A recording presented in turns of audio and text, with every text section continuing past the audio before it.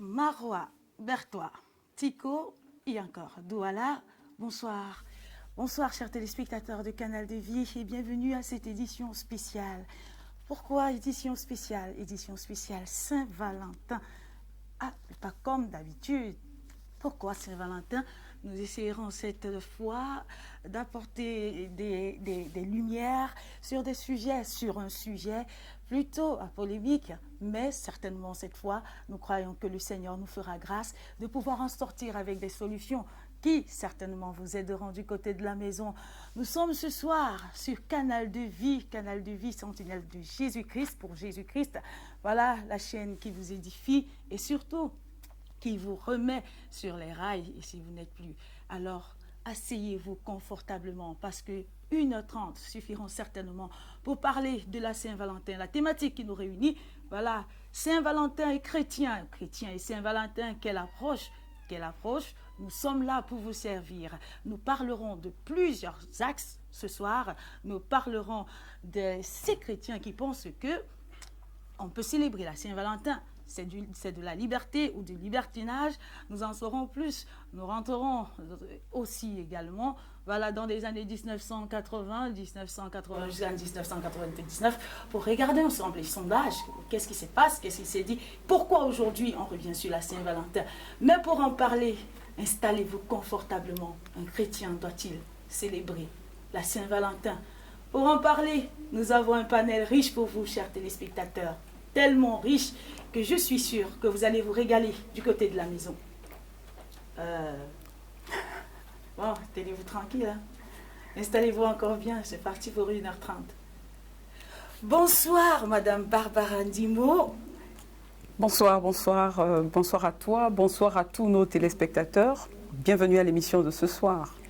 Rappelons, chers téléspectateurs, que vous avez Madame Barbara Ndimo, vous le savez, déjà passée sur les antennes. Elle est auteure et elle est également coach. Voilà, les blessures, guérir des blessures, les blessures du passé, les blessures émotionnelles. Donc, le sujet, il est plutôt le bienvenu. Nous vous souhaitons la bienvenue sur notre plateau.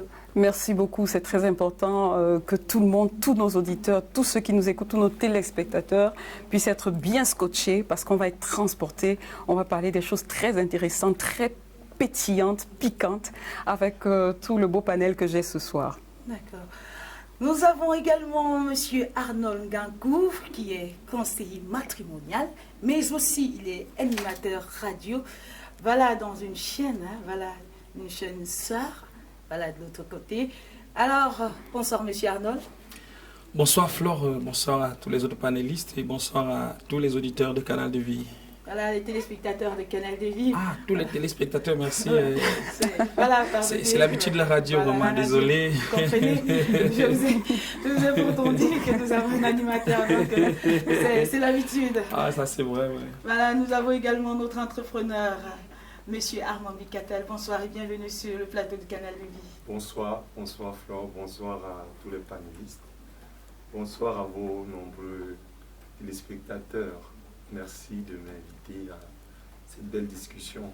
Nous espérons que nous allons apporter des réponses à beaucoup de questions, aux questions que les gens se posent sur cette belle chose ou chose à question, à problème que la Saint-Valentin.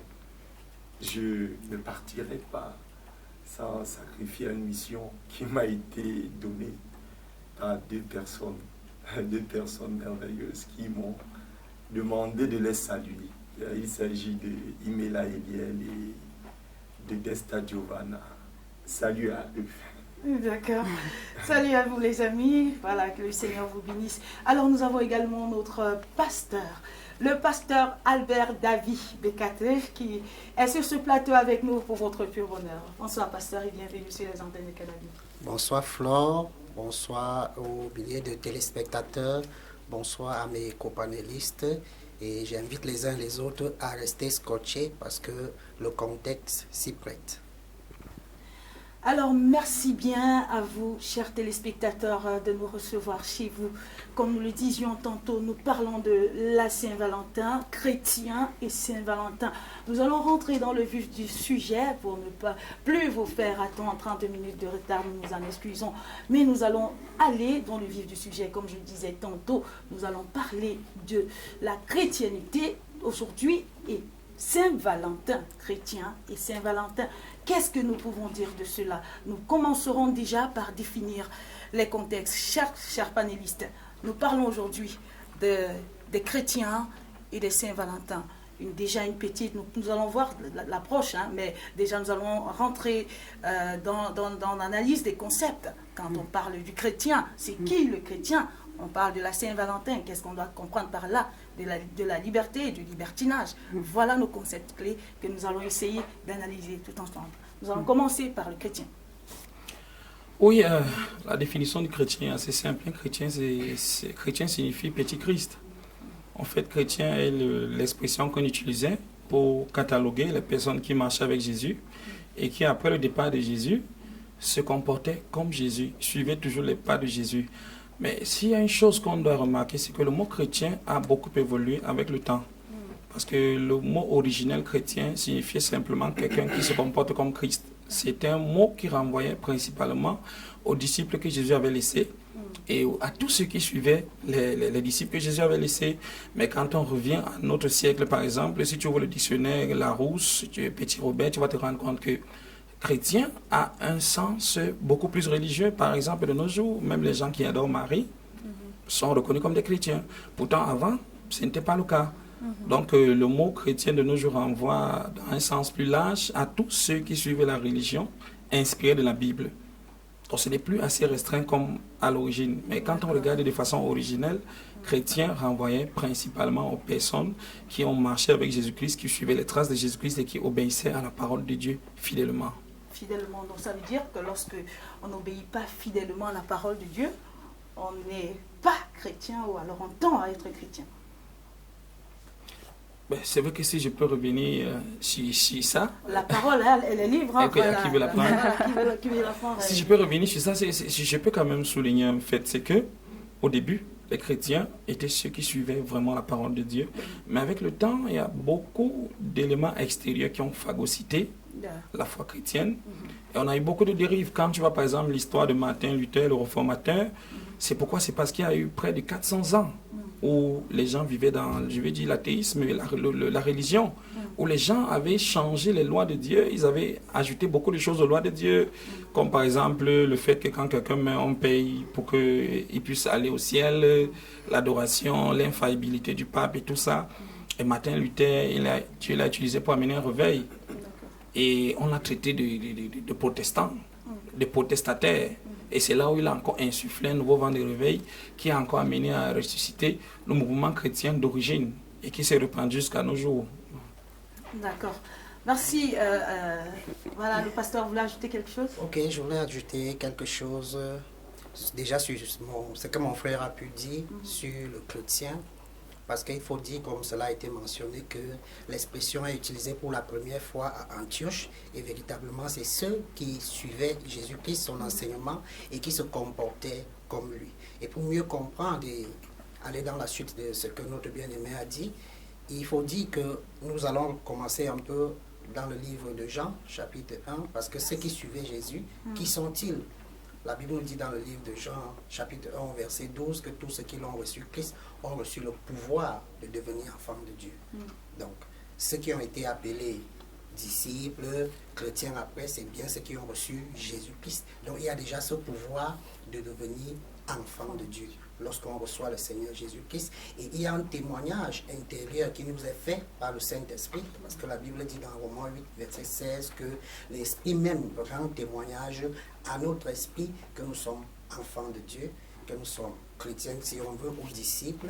Cela, c'est la foi en Jésus-Christ à la base. Parce que nous le verrons aussi dans le livre de Galates, chapitre 3, verset 26, qui dit que nous sommes enfants de Dieu par la foi en Jésus-Christ. Et ce qu'il faut savoir donc, c'est un statut. Et ce statut nous donne des avantages, mais aussi des obligations et des droits.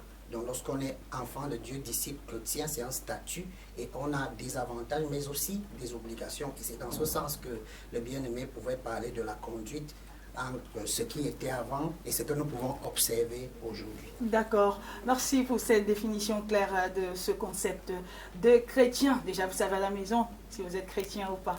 Mais c'est notre désir le plus sûr. Nous allons aller dans le prochain concept, la Saint-Valentin. Voilà, je vais me retourner du côté de... Je vais peut-être récupérer pour parler un petit peu de la Saint-Valentin. C'est une histoire, vous étiez en train de parler il y a quelque temps en disant que oui, très peu de chrétiens observaient la Saint-Valentin jusqu'à il y a un certain nombre de temps, mais aujourd'hui, on se rend compte que c'est... Même dans les églises, on organise des programmes particuliers pour ce jour-là. Mais c'est important de savoir quand même c'est quoi la Saint-Valentin. La Saint-Valentin, c'est une fête qui vient d'où? Alors, j'aime bien l'histoire du monde. J'ai beaucoup étudié l'histoire du monde, ça m'intéresse. Et il y a eu des dominations au fur et à mesure que le temps passait de certains royaumes ici-bas. Et l'un des royaumes qui a dominé et qui était pendant la période de Jésus, c'était l'Empire romain. Et l'Empire romain a vraiment gouverné le monde. Et c'est pourquoi on disait d'ailleurs, tout chemin mène à Rome, parce qu'ils avaient vraiment récupéré l'hégémonie de ce monde-ci. Après eux, bien sûr, il y a eu des cassures et le monde est divisé en tout ce qu'on peut voir aujourd'hui. Pendant les premiers siècles, c'était à peu près au IIIe siècle, c'est une très belle histoire. Il y a un empereur romain qui s'appelait Claude et qui avait un problème. Et le problème de Claude, c'était que tous ceux les jeunes refusaient de s'enrôler dans l'armée, justement. Ils refusaient de s'enrôler dans l'armée, ils se mariaient. Il faut savoir qu'à ce moment-là, lorsque quelqu'un se mariait, il était exempté quand même de l'armée pendant 1 an, 2 ans, ça dépendait vraiment du lieu où on se trouvait. Et il a été en colère contre cette histoire de mariage et qui dérangeait son armée, qui empêchait son armée de bien progresser. Et voilà, il a instauré une loi qui a été brisée par un certain prêtre, voilà, qui s'appelait Valentin et qui a marié 2 jeunes chrétiens contre la vie, c'est-à-dire qu'il est allé, il a organisé le mariage de ces 2 jeunes. Étant au courant, l'empereur s'est saisi de l'affaire et a fait tuer le fameux prêtre Valentin. Quelques temps plus tard, notre Valentin, dans ce qu'il appelait les dérives, moi je vais appeler ça des dérives un peu qui se sont passées et qui ont entraîné des sanctifications des êtres humains et beaucoup de choses comme ça. Dans cette lignée-là, dans cette lancée-là, qu'est-ce qui s'est passé? On a décidé qu'il est devenu le père des amoureux. On a décidé que Valentin devienne Saint-Valentin, etc. Donc voilà un peu l'origine de ce mot de la Saint-Valentin en fait. D'accord. Voilà un peu en quelque sorte l'origine, mais nous allons revenir sur cette Moi j'ai un souci origine. avec l'origine. D'accord. Parce qu'il y a au moins 3 différentes origines. Oui, il y en a 3. De la Saint-Valentin. Nous y reviendrons.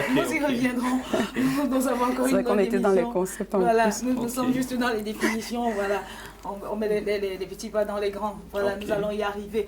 Donc, nous parlons déjà là de la Saint-Valentin, voilà, de définir ce que c'est. Nous avons pris une petite ébauche de ce que c'est la Saint-Valentin. Voilà, ça sort d'où l'origine. Mais par contre, on parle de la fête de l'amour, donc d'une définition assez simple. On parle de la fête de l'amour, le cher Marie-Catel.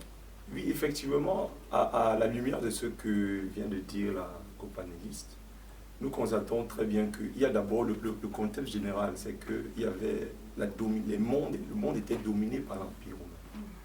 Effectivement, ce que l'Empire romain fixait avait une influence sur le monde, sur la vie du monde. Et vous voyez bien que même le calendrier qu'on utilise aujourd'hui est forcément influencé par les choix et les décisions romaines. Ce qu'il faut dire aussi, c'est comme le très excellent Arnold venait de mentionner, c'est que la Saint-Valentin, il y a les origines sont assez diverses, sont assez diffuses. Et cela renseigne de ce que, effectivement, Saint-Valentin, qui est consacré comme le père de cette fête que nous célébrons de l'amour, ne peut pas être le père de l'amour, en fait. Parce qu'en réalité, les autres origines vont attribuer cette fête à d'autres personnes ou à d'autres personnalités dans l'histoire. On constate donc que l'amour l'amour qui est célébré le 14 février, le jour de la Saint-Valentin, que le monde, la domination a voulu donner à Saint-Valentin, Saint-Valentin ne peut pas être propriétaire de l'amour. Et même l'Empire romain, les décisions du dominateur romain ne peuvent pas le rendre propriétaire de l'amour. D'accord. Ok. Chers téléspectateurs, voilà, c'est votre émission spéciale sur Canal de Vie. Nous sommes simplement en train de définir les concepts. Il nous reste deux concepts à définir. La liberté, le libertinage. Oui, quand j'étais au lycée, quand on parlait de la liberté, on nous disait que être libre, c'est dépendre des lois. Ah, ouais. On nous disait également que la liberté, c'est faire tout ce qui est permis par la loi. Donc, aussi simplement, on peut dire que être libre, ça veut dire que tu dépends d'un certain nombre de lois et que tu as la permission de faire tout ce que la loi n'interdit pas. Exact. Maintenant, ta liberté s'arrête là où la loi met une barrière. Donc, voilà ce que je peux dire simplement en parlant de la liberté. D'accord. Et je voudrais même aller plus loin. Le libertinage va là où la liberté s'arrête. Parce que le libertinage, justement, c'est cette liberté, mais qui ne tient plus compte des normes qui ont été établies, qui sort des concepts, qui sort des barrières qui ont été édictées par les normes. Donc un libertin, comme on l'appelle, c'est quelqu'un qui casse toutes les barrières, qui fait ce qu'il veut, qui s'octroie la liberté de penser et d'action en dehors des règles et des normes. Mais ce qu'il faut quand même préciser, ce qui est de mon sens très pertinent, c'est que la liberté quand même te fait dépendre de la loi. Parce qu'en réalité, vous savez souvent, dans l'interprétation de la liberté aujourd'hui, nous la rendons dépendante de nos émotions, de nos choix, de nos opinions. En réalité, la liberté, elle est encadrée partout dans le monde. Elle est toujours encadrée. Et qu'est-ce qui encadre la liberté? C'est effectivement la loi. Et la liberté, effectivement, trouve vraiment son sens en ce que elle nous permet, elle ne nous rend pas esclaves de la loi, mais elle nous permet quand même de nous mouvoir en ne pas allant dans ce que la loi interdit. Voilà. On peut aller au-delà de ce que le logos, la loi écrite n'a pas dit, n'a pas explicitement dit, mais n'allons pas là où la loi a interdit. Je crois que c'est quand on fixe les choses ainsi, on a bien cadré la liberté. Merci, chers téléspectateurs. Merci d'être connectés. Nous vous disons bonsoir voilà, via toutes nos plateformes. Donc, Swecom, Digitel, vous êtes nombreux à nous recevoir ce soir chez vous. Sur Facebook, nous vous disons bienvenue et nous vous saluons. Restez scotchés et surtout, n'hésitez pas de participer, de poser vos questions et surtout, vous serez bénis et vous serez certainement, voilà, comment je vais le dire, vous améliorerez certainement en nous regardant.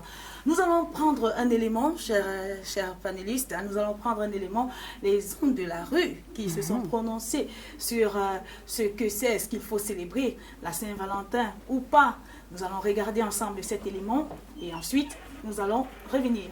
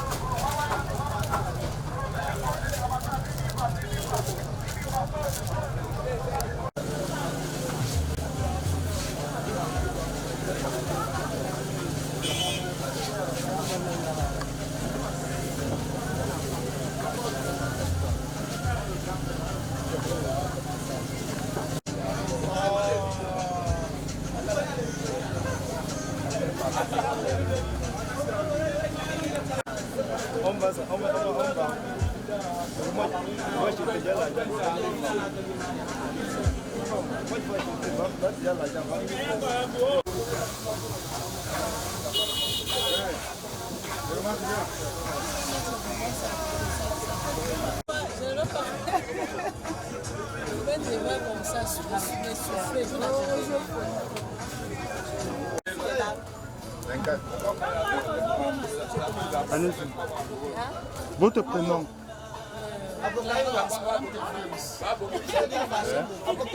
Donc pour moi la Saint-Valentin cette année, c'est ça me donne quoi? Saint-Valentin, quand tu lui dis peut-être soit acheter un paquet donné, soit à ton mari. Moi-même c'est ma fille ou mon garçon. L'amour, c'est tout. On peut avoir l'amour pour son enfant, même pour sa mère, pour sa soeur, même pour son voisin. Ça c'est l'amour. Chacun prenne l'amour comme il soit, l'amour comme on dit, côté du sexe. Parce que le enfant, ça, cette année, mon femme, c'est bon parce que j'ai acheté les gens ne s'intéressent pas trop, ils disent quoi, les fleurs, c'est quoi, qu'est-ce que je fais avec, tu vois. C'est pourquoi j'ai essayé d'associer même le bonbon. Je dis que non, si tu veux prendre la fleur, tu vas prendre le bonbon, tu lèves un bonbon sur ton chéri, c'est pas, c'est la chair. Donc ça ne passe pas vraiment, ça ne passe pas. Je vois que cette année, ça va faire.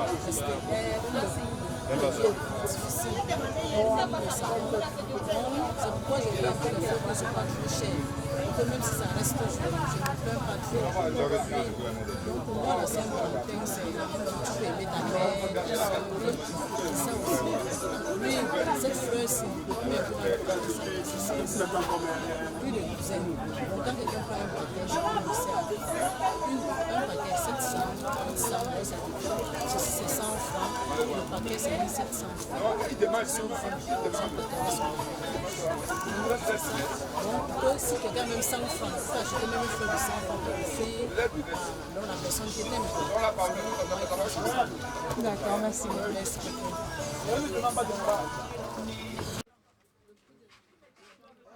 Bonjour, une fois de Françoise. Pourquoi nous devons célébrer l'amour? Nous devons le célébrer parce que l'amour n'est pas toujours celui qu'on partage avec un partenaire. L'amour peut se partager avec nos enfants, nos proches, nos parents. Pour moi, ça doit se célébrer parce que c'est un jour vraiment symbolique. L'amour, c'est quelque chose vraiment de grandiose et quelque chose pour moi de très grand que nous devons partager. Parce que sans l'amour, nous ne sommes rien. Donc, il faut vraiment aimer. Et pour moi, c'est un moment où nous devons automatiquement célébrer. Donc, pour moi, c'est une fête qui a sa place. La Saint-Valentin, c'est une fête qui a sa place. Qu'est-ce que ça vous rappelle?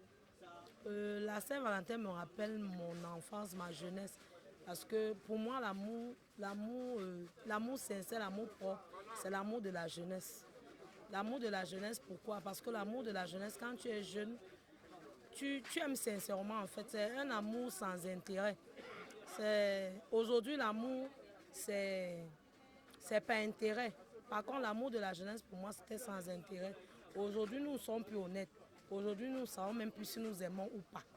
Parce que les hommes ne sont pas sérieux. Nous-mêmes, les femmes, pareil. Parce que le délire est vraiment devenu bizarre en fait. Les mots me manquent. Donc, aujourd'hui, l'amour, tu peux aimer un partenaire et tu vois que c'est pas pareil de son côté. Donc, du coup, tu es égaré. Et l'amour, parfois, donc du coup, ça nous perturbe. Donc, du coup, il n'y a plus l'amour. L'amour, c'est le 50-50 aujourd'hui. Donc, pour moi, ma Saint-Valentin, je préfère la fêter avec mes enfants, pas avec un partenaire. Merci. Mon prénom, c'est Dorette. Par rapport à la Saint-Valentin, c'est symbole d'amour, quoi. Pour moi, la Saint-Valentin, ça ne veut pas dire que tu dois seulement le faire avec ton partenaire. Non, tu peux le faire avec tes parents, tu peux le faire avec tes enfants. Oui, donc l'amour existe en plusieurs formes et en plusieurs manières. Oui. Pour moi, je préfère fêter la Saint-Valentin avec mes enfants au lieu de fêter la Saint-Valentin peut-être avec un partenaire parce que comme dit Françoise, l'amour maintenant c'est 50-50. Parfois aussi, ton partenaire peut t'aimer, mais arriver peut-être que vous côtoyez, vous habitez déjà ensemble, tu te rends compte que peut-être le côté de l'homme ne t'aime pas, soit le côté de la femme ne t'aime pas. Donc c'est un peu ça pour moi, l'amour en partenaire, ça ne tripe pas dans ma tête. Ouais. Maintenant, dites-nous, est-ce que les articles sortent déjà comme c'est la Saint-Valentin? Oui, pour ceux qui sont amoureux, comme dit bien l'amour de la jeunesse, donc on veut parler d'amour de la jeunesse, ça veut dire à partir de peut-être de 16 ans, 17 ans, tu sais, tu es amoureux, tu peux acheter n'importe quoi pour ton partenaire. Là, ta tête n'est pas encore ouverte parce que plus de jeunes le font par rapport à nous, les femmes qui sont déjà à l'âge de 30 ans, 32 ans, on a déjà passé cet âge. Tu vois un peu? Oui. Là, maintenant, là, c'est l'amour. Oui, parce que je peux avoir un partenaire qui vient me rencontrer. Hein. J'ai par exemple 2 enfants. Je vais chercher à exploiter ces hommes pour pouvoir nourrir mes enfants. Et peut-être l'idée aussi de l'homme, c'est de m'exploiter. Lorsqu'il m'a vu, c'était bon, on a côtoyé, on est passé à l'action, c'était bon. Donc c'est un peu ça. D'accord.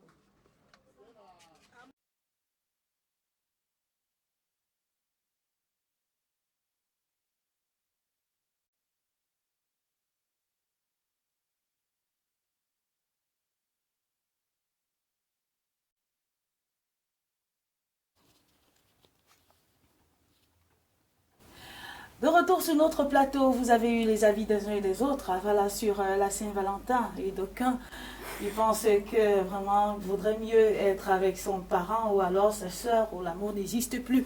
Je vous reviens après juste ce Vox Pop qui vient de se passer devant nous. Qu'est-ce qu'on peut penser de cela? Je te laisse parler. Hein.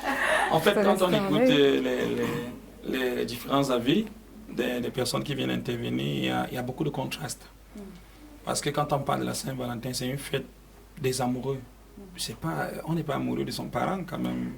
C'est quand quelqu'un dit que j'ai fait ça avec mon père, ma mère, mes frères et sœurs, c'est pas de ça qu'on parle. Et puisqu'on parle Oui, je voulais seulement ajouter à ce qu'il dit, c'est qu'on constate que le Vox Pop, les gens ont beaucoup plus parlé de leur expérience personnelle. Oui, oui. Voilà, ils n'ont pas parlé de leur perception sur le plan de leur... Ils n'ont pas mis en jeu leur intelligence.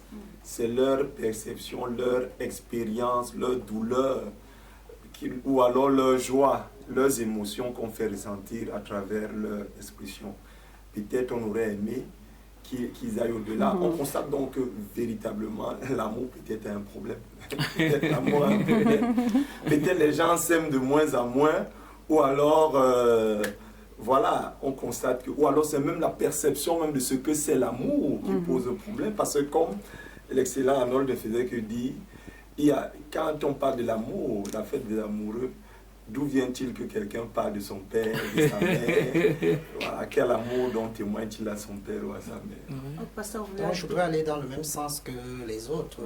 On a l'impression que ce concept n'est pas bien compris par ceux qui ont pu parler, je pense qu'on a pu écouter, parce que quand on parle de fête des amoureux, et les gens parlent de leurs parents, de leurs frères, de leurs sœurs, on ne comprend plus rien. Je crois que dans la suite, les gens pourront mieux comprendre ce que c'est. D'accord. Bon, moi je voudrais un peu revenir, puisque on a dit la Saint-Valentin, c'est la fête de l'amour.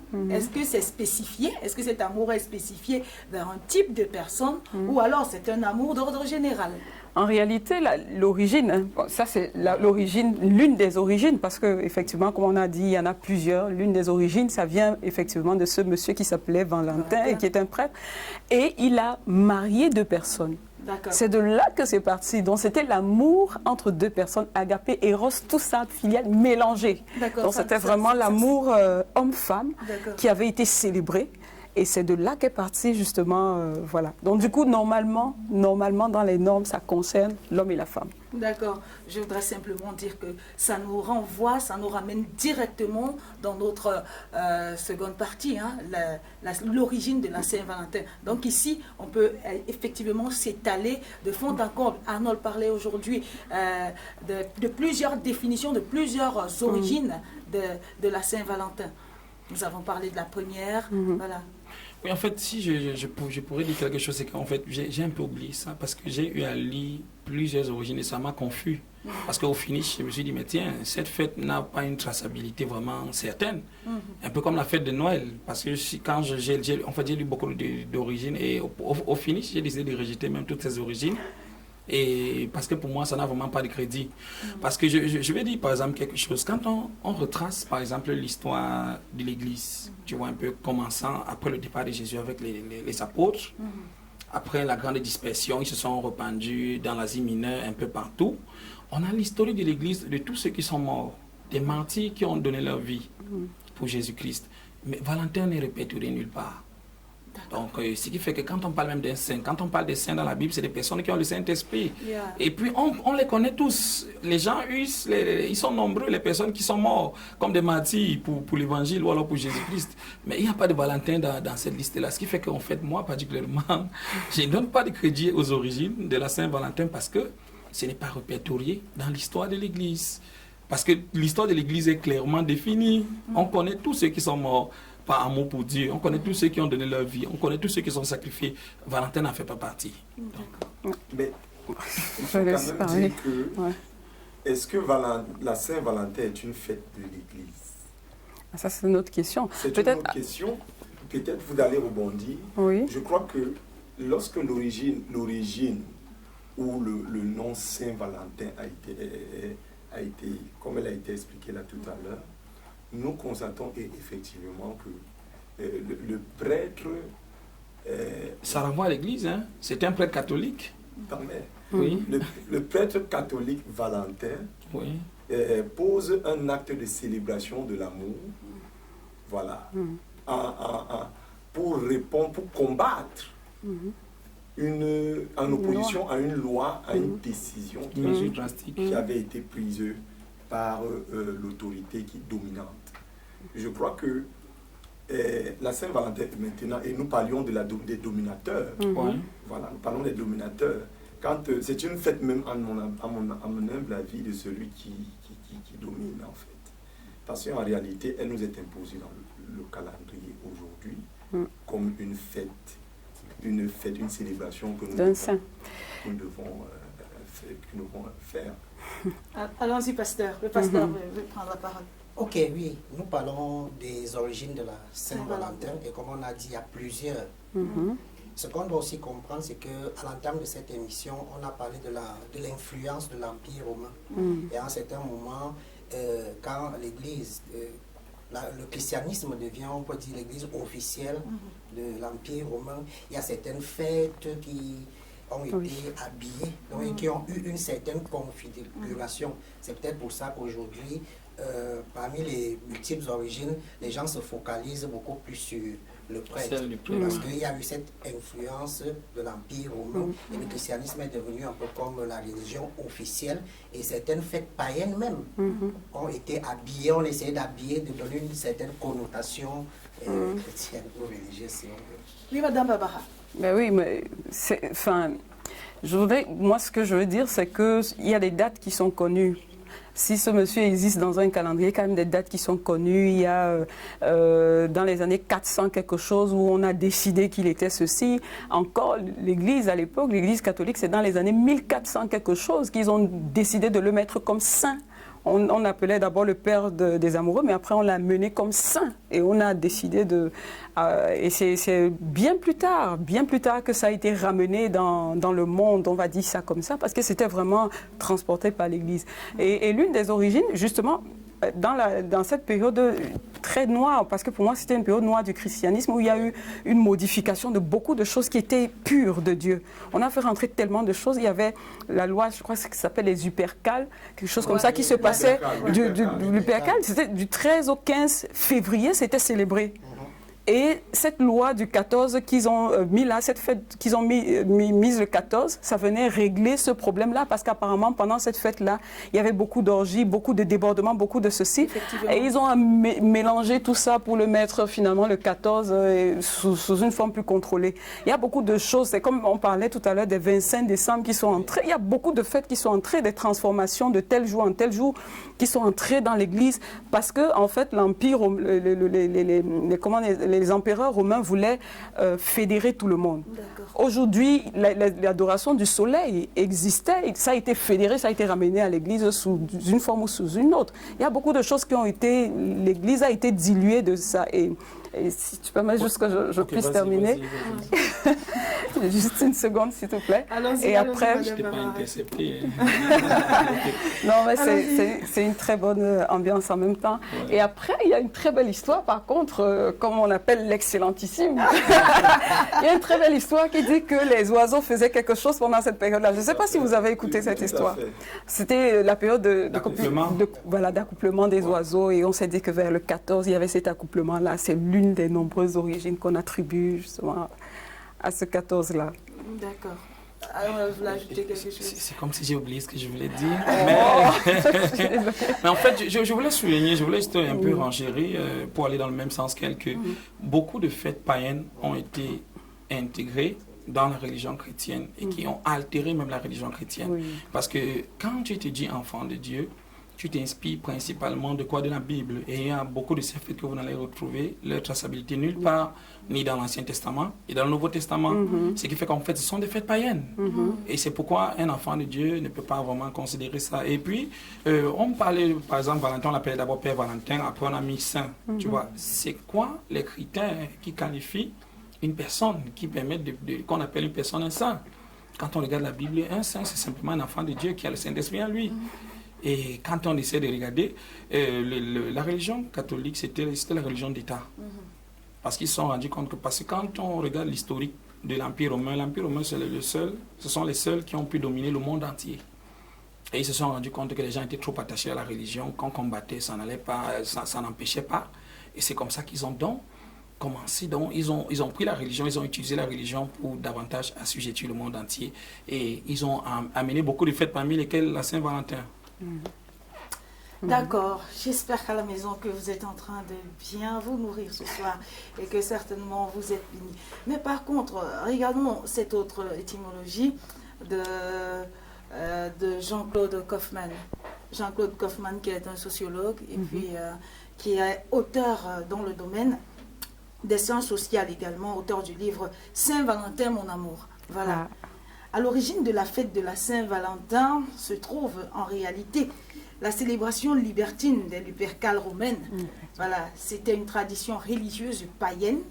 C'était une tradition religieuse païenne, voilà, explique Jean-Claude Kaufmann. Voilà, les hommes, par contre, parcouraient la ville et fouettaient les femmes sur les ventres avec des lanières de cuir pour les rendre fertiles. Je souligne. Ah non, mais moi, la femme, je dis au secours. Voilà. Est-ce qu'on a besoin de fouetter les femmes pour que les femmes soient fertiles? Voilà, ça c'est une origine voilà, de Jean-Claude Kaufmann, voilà, qui est un sociologue et donc auteur d'un livre Saint-Valentin, mon amour, et qui dit que c'était une fête païenne. Qu'est-ce qu'on comprend par là? Mais je crois que c'est assez clair. Hein. Ça signifie que ce n'est pas une fête chrétienne. Ça signifie que la Saint-Valentin est une fête païenne, puisque comme je l'ai dit ici tantôt, l'histoire de l'Église, malgré que l'Église a été tellement persécutée, il y a une traçabilité. On connaît ceux qui servaient vraiment Jésus.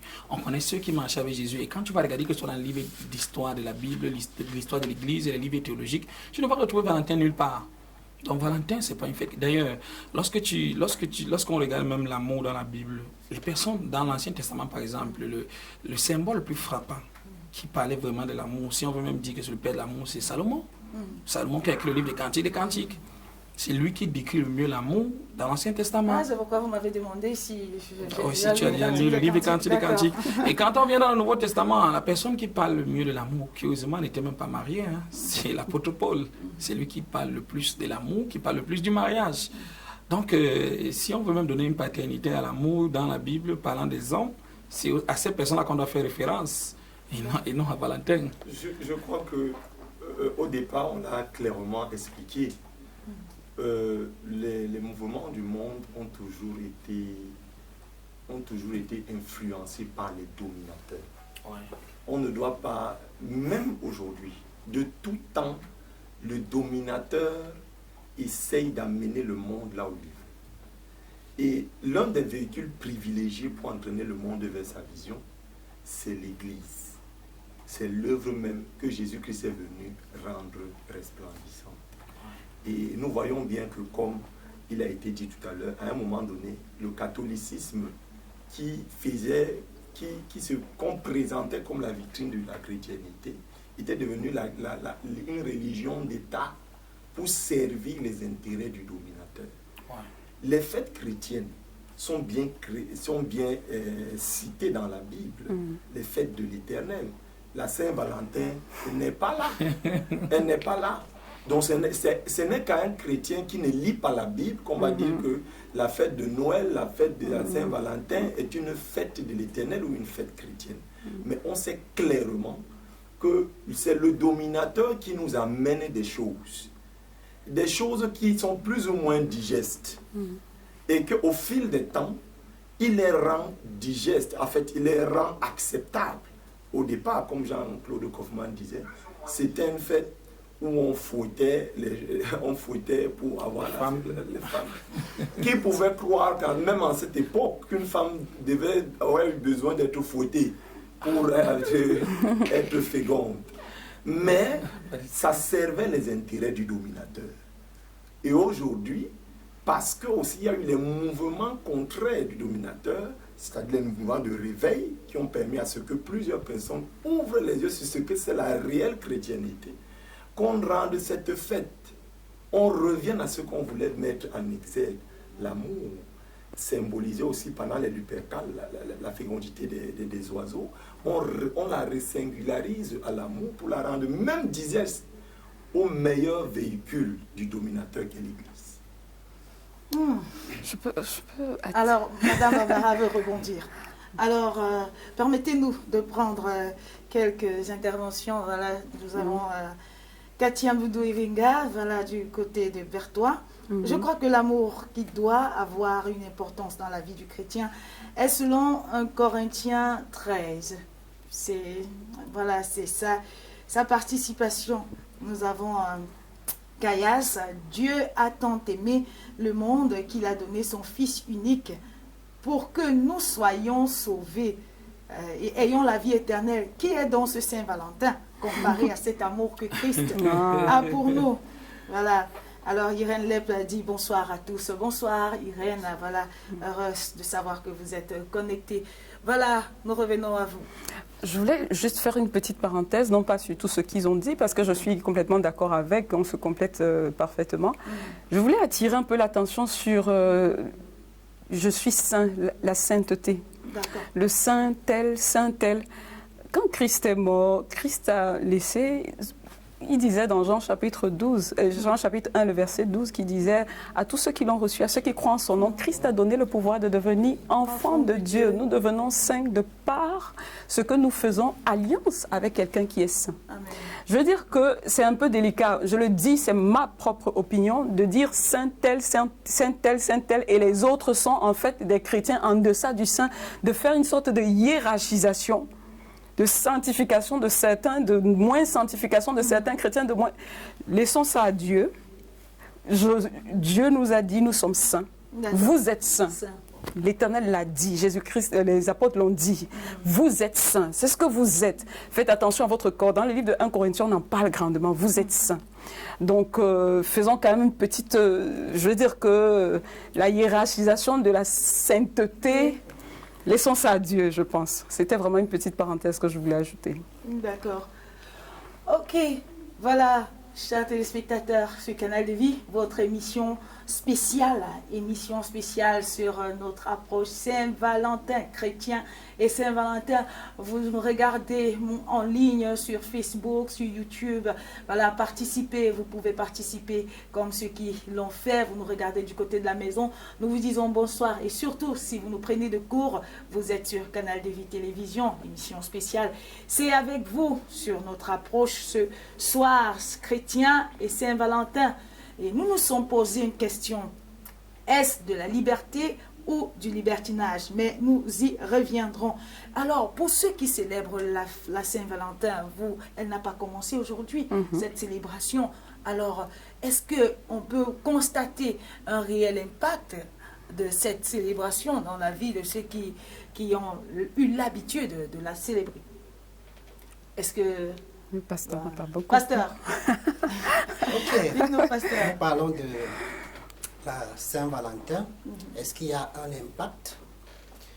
Si nous prenons d'abord l'élément qui a été diffusé tout à l'heure, nous comprenons qu'il y a un réel problème D'accord. quant à la célébration de cette fête de la Saint-Valentin, parce que vu la manière dont laquelle l'amour est vécu, les gens ont des mauvaises expériences de l'amour. Les gens ont une mauvaise façon de concevoir l'amour.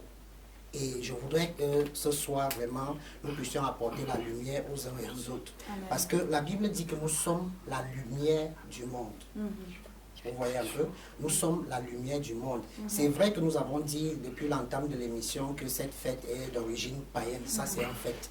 Et cela ne fait l'homme d'aucun doute.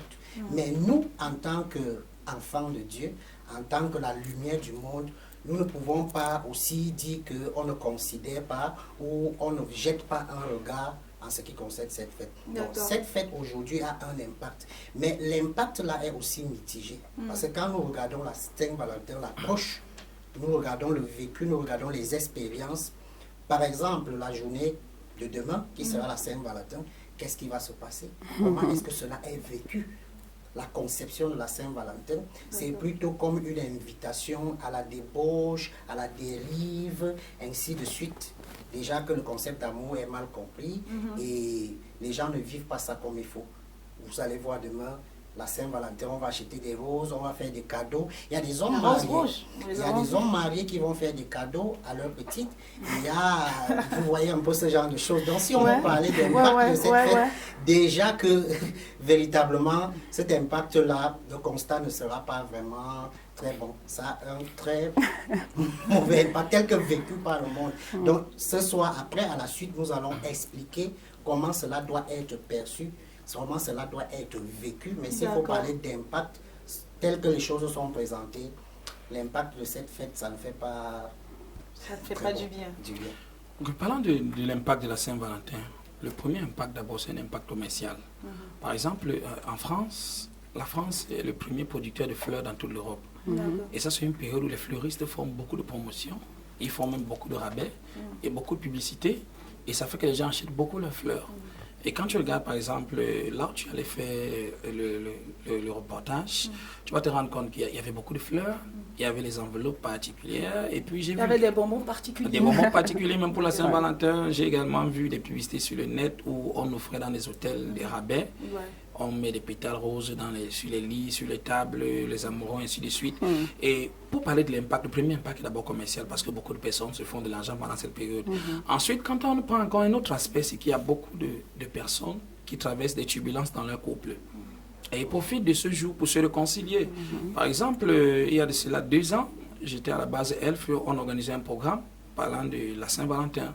Et il y a beaucoup de couples qui sont réconciliés là-bas ce jour, parce que c'était uniquement les mariés. Donc, si tu venais avec ta tissa, en fait, si tu avais le deuxième bureau.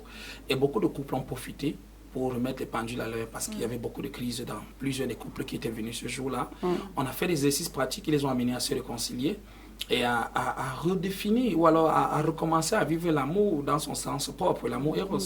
Et maintenant, le troisième impact qu'on peut constater également, c'est que c'est un jour également, il y a beaucoup de débauches, parce que les jeunes filles et les jeunes garçons qui vivent dans une relation qui n'honore pas Dieu, se donnent rendez-vous dans les hôtels, ils commencent généralement par des restaurants chics, ainsi de suite.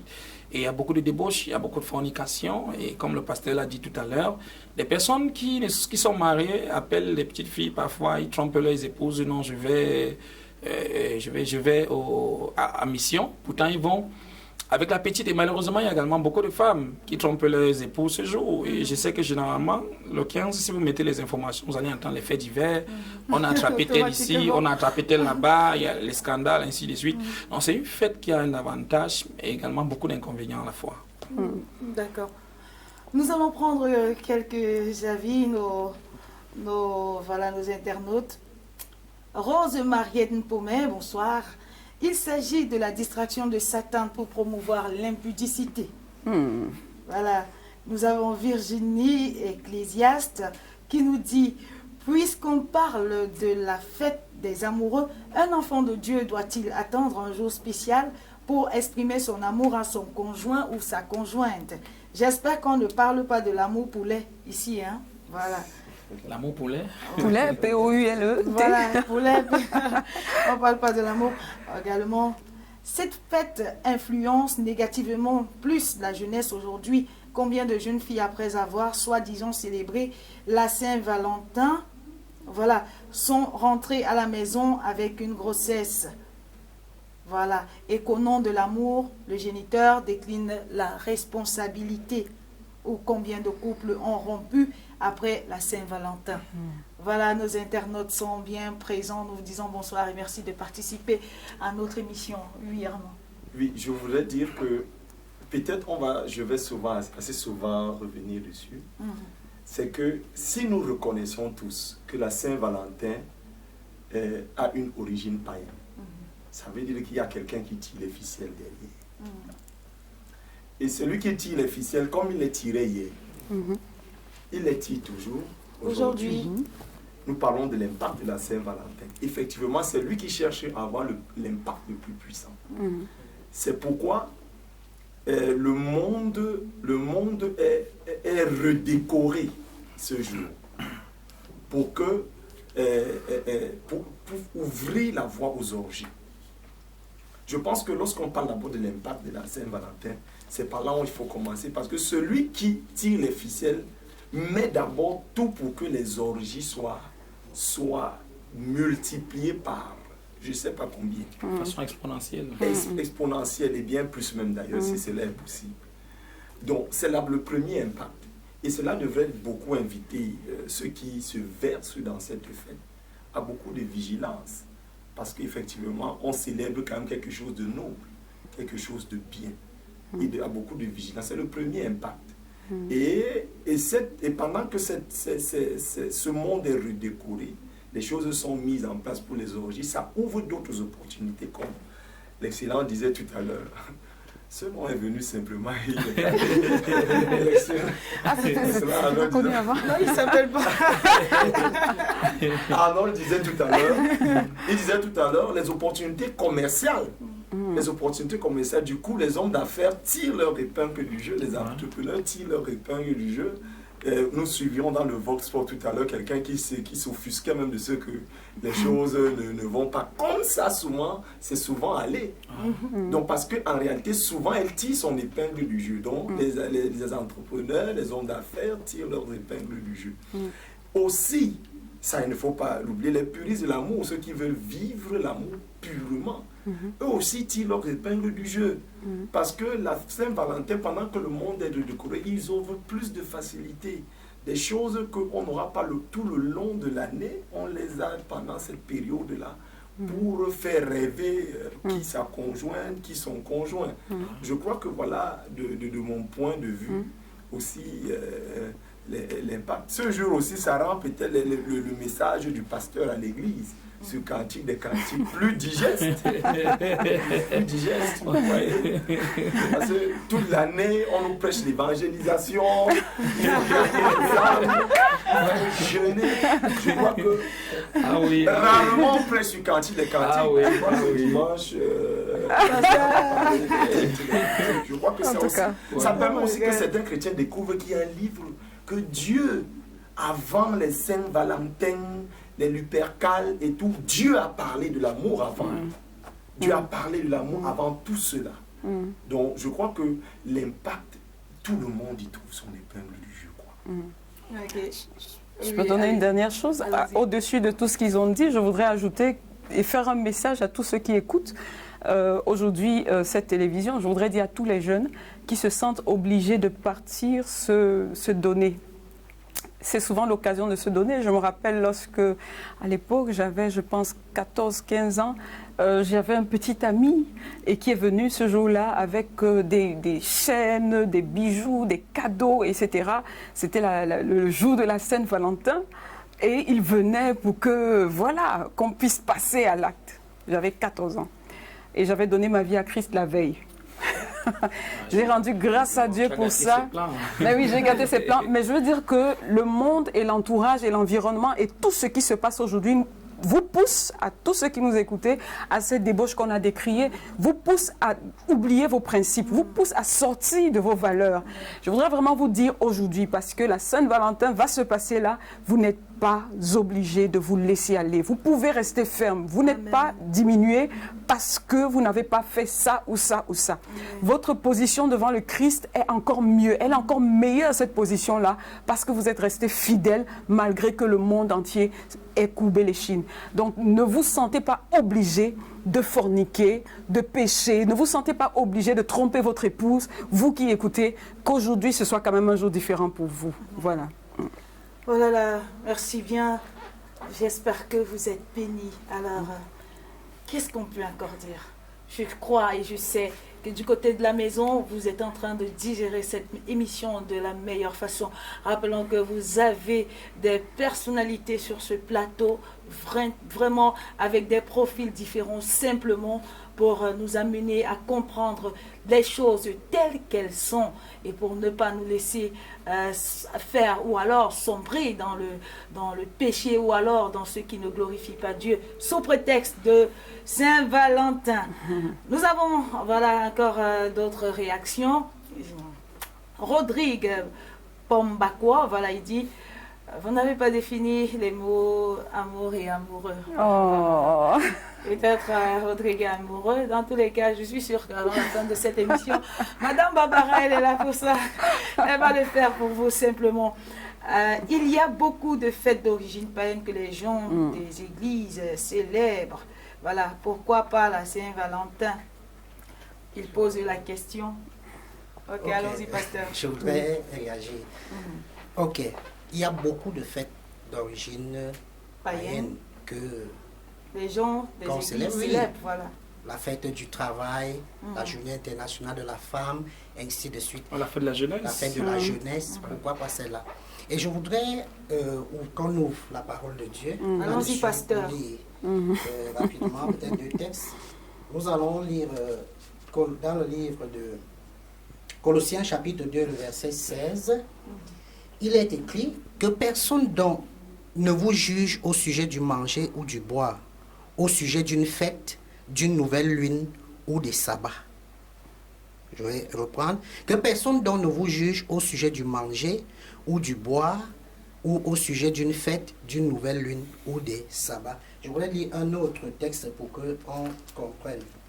Voilà, puisque nous parlons de chrétiens. Allons-y. Voilà, dans le livre de 1 Corinthiens. Dans le livre de 1 Corinthiens, chapitre 8. 1 Corinthiens 8, le verset 4 à 8.